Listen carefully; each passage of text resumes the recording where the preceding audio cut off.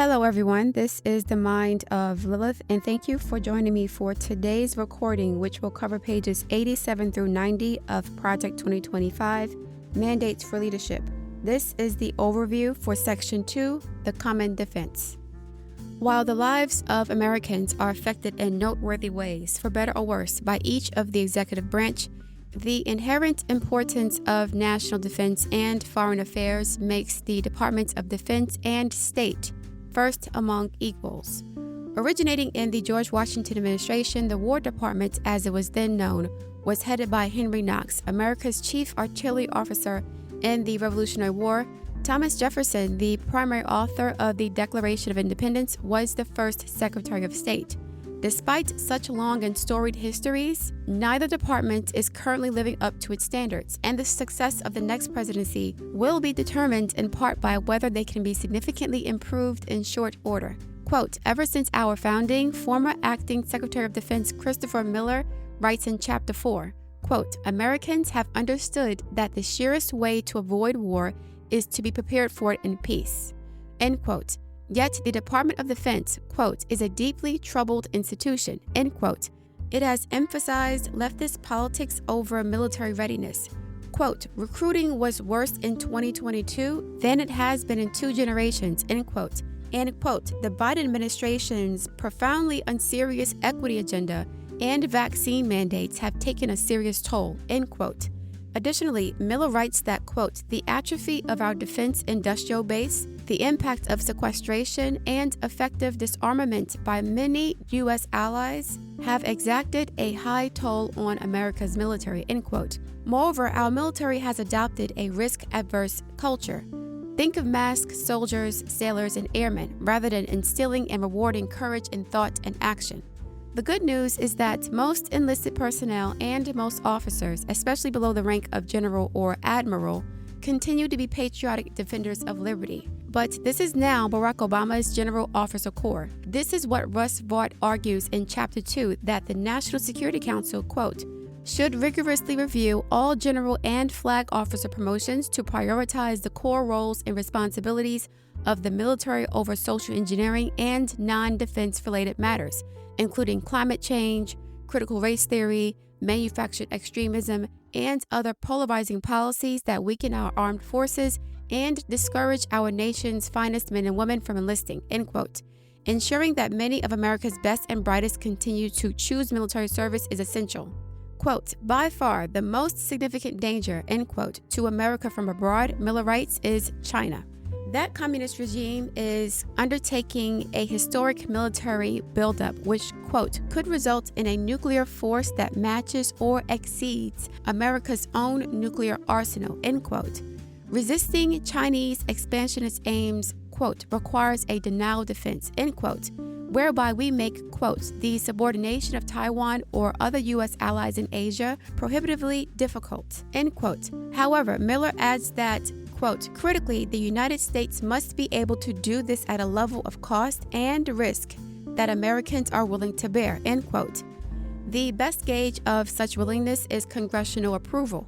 Accordingly, we must rediscover and adhere to the founders' wise division of war powers, whereby Congress, the most representative and deliberative branch, decides whether to go to war, and the executive, the most energetic and decisive branch, decides how to carry it out once begun. As the past 75 years have repeatedly demonstrated in different ways, from Korea to Vietnam to Iraq to Afghanistan, we depart from our constitutional design at our peril. Miller writes that we, quote, must treat missile defense as a top priority, end quote, ensure that more of our weapons are made in America, reform the budgeting process, and sustain, quote, an efficient and effective counterterrorism enterprise, end quote. Across all of our efforts, we must keep in mind that part of peace through strength is knowing when to fight. As George Washington warned nearly 2 centuries ago, we must continue to be on guard against being drawn into conflicts that do not justify great loss of American treasure or significant shedding of American blood.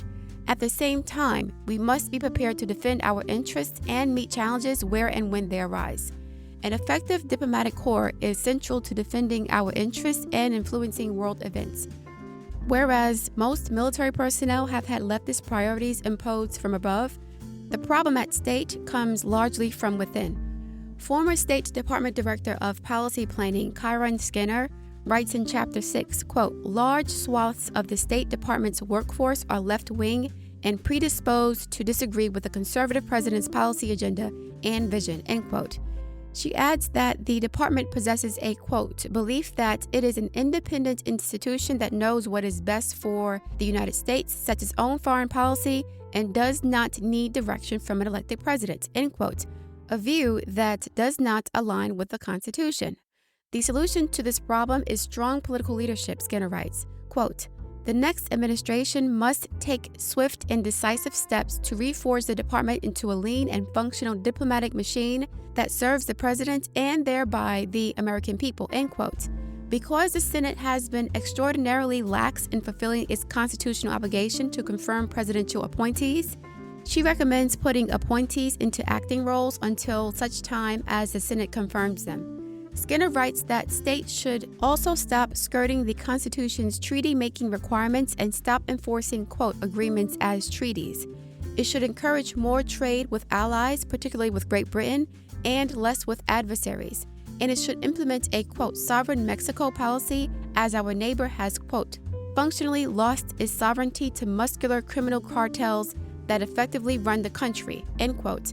In Africa, Skinner writes, the U.S., quote, should focus on core security, economic, and human rights, end quote, rather than impose radical abortion and pro-LGBT initiatives.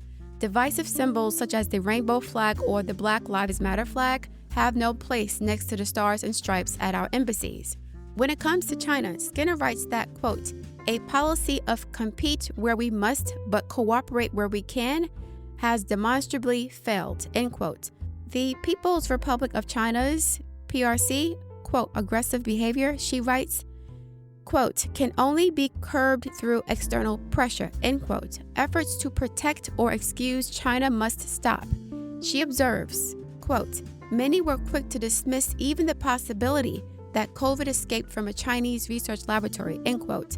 Meanwhile, Skinner writes, quote, global leaders, including President Joe Biden, have tried to normalize or even laud Chinese behavior, end quote. She adds, quote, in some cases, these voices, like global corporate giants BlackRock and Disney, end quote, or the National Basketball Association, NBA, directly benefits from doing business with Beijing.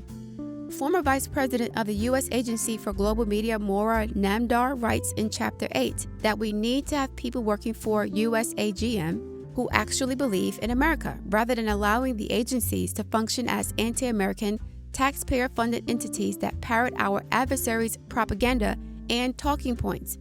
Former Acting Deputy Secretary of Homeland Security Ken Cuccinelli says in Chapter 5 that the Department of Homeland Security, DHS, a creation of the George W. Bush era, should be closed, as it has added needless additional bureaucracy and expense without corresponding benefit. He recommends that it be replaced with a new, quote, standalone border and immigration agency at the cabinet level, end quote, and that the remaining parts of DHS be distributed among other departments. Former Chief of Staff for the Director of National Intelligence, Dustin Carmack, writes in Chapter 7 that the U.S. intelligence community is too inclined to look in the rearview mirror, engage in, quote, groupthink, and employ an, quote, overly cautious approach aimed at personal approval rather than at offering the most accurate, unvarnished intelligence for the benefit of the country.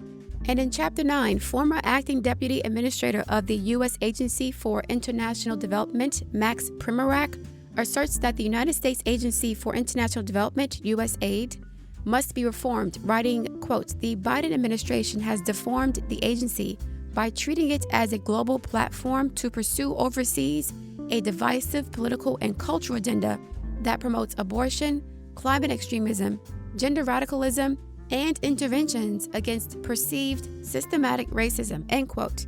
If the recommendations in the following chapters are adopted, what Skinner says about the State Department could be true for other parts of the federal government's national security and foreign policy apparatus. The next conservative president has the opportunity to restructure the making and execution of U.S. defense and foreign policy and reset the nation's role in the world. The recommendations outlined in this section provide guidance on how the next president should use the federal government's vast resources to do just that. This marks the end of Section 2 overview. Thank you.